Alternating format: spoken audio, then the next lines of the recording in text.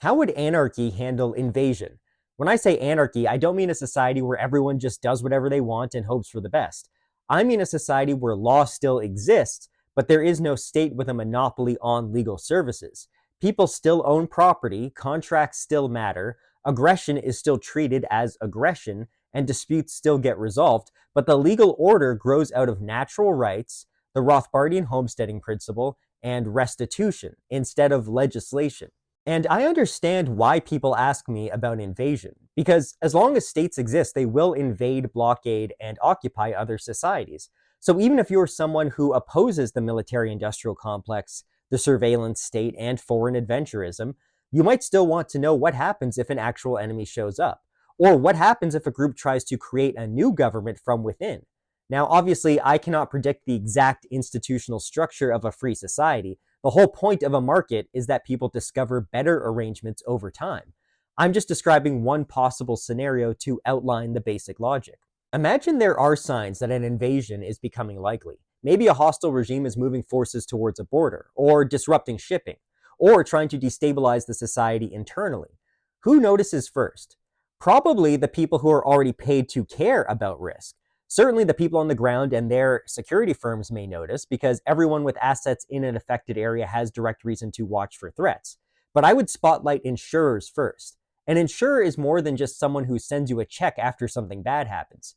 Insurance is also about preventing loss in the first place. If an insurer is covering a piece of property, it does not want to wait until everything is destroyed and then pay out a fortune. It has every reason to require better preparation before the disaster happens. So if the risk of invasion rises, the price of risk changes. A dangerous route becomes more expensive to insure. A poorly defended facility becomes more expensive to cover. A security firm with a bad record becomes harder to rely on. But a neighborhood or business that has good preparation, reliable defense contracts, and serious evacuation plans becomes a safer bet. That is how information moves through the market. Not because one central planner knows everything, but because prices start telling people where danger is building. It's important to point out that a free society doesn't require the average person to be more of a survivalist or military expert. Most people today do not personally know how to run a hospital, maintain a power grid, or fly an airliner. They rely on the division of labor and specialization. Defense would be the same. The average person does not need to understand invasion logistics. He needs access to institutions that do, and those institutions need to be accountable when they fail. Families could receive alerts from firms the same way they receive emergency alerts now, except the institutions sending them have to remain accurate and useful, or people stop trusting them. Coordination is built in because insurers already know which firms are responsible for which protected asset. That is part of how the risk was priced in the first place. If you insure a port, a factory, or a neighborhood, the insurer wants to know who protects it, what agreements exist, and what happens if the threat becomes serious. So when the alert goes out, the insurer is also calling the security firms named in those policies and in effect saying, the clients are exposed, the risk has changed, and we need a coordinated response. Company A might protect the port, Company B might secure the road leading out, Company C might handle evacuation, and Company D might provide surveillance or cybersecurity. Another firm with no clients in the immediate area may still join because the threat raises risk for its own customers nearby, or because other firms have reciprocal agreements with it, or simply because there is now money and reputation to be earned by helping stop the attack. That is how resources get committed, not by one ruler commanding society, but by overlapping contracts between people who have property at risk, insurers who do not want to pay catastrophic claims, and defense firms who want to keep being trusted.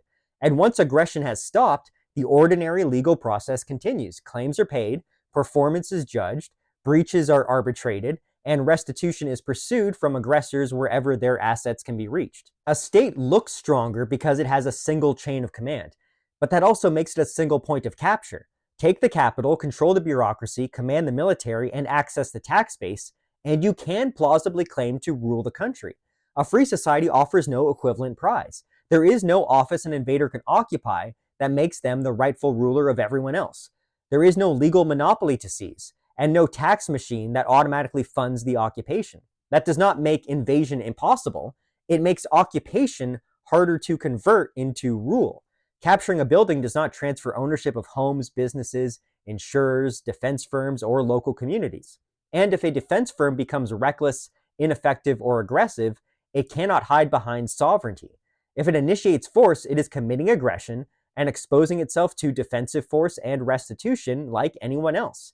And that remains true even if it calls its rules legislation or its extortion taxation. And this also answers the fear of internal revolution. The state is what makes revolution so tempting in the first place, because politics is the path to control. Capture the machine and you can impose your ideology on everyone else. This is why politics attracts the kind of people it does, and why revolution appeals to the kind of people it does. A free society removes that prize. People can form communes, covenant communities, co-ops, private associations, or whatever else they want through property and voluntary association. What they cannot do is force everyone else into their model or keep people hostage, or use the weapon of legalized crime to punish peaceful people for refusing to live the way they want.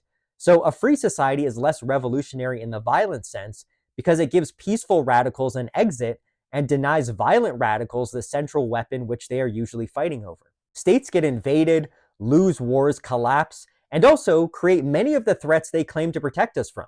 The anarchist answer is not that defense is unnecessary or that markets are perfect. Our answer is that defense is too important to be handed to a monopoly, because the same institution that claims the power to protect you from foreign aggression also claims the power to tax you, spy on you, conscript you, propagandize you, and send you into wars you never consented to.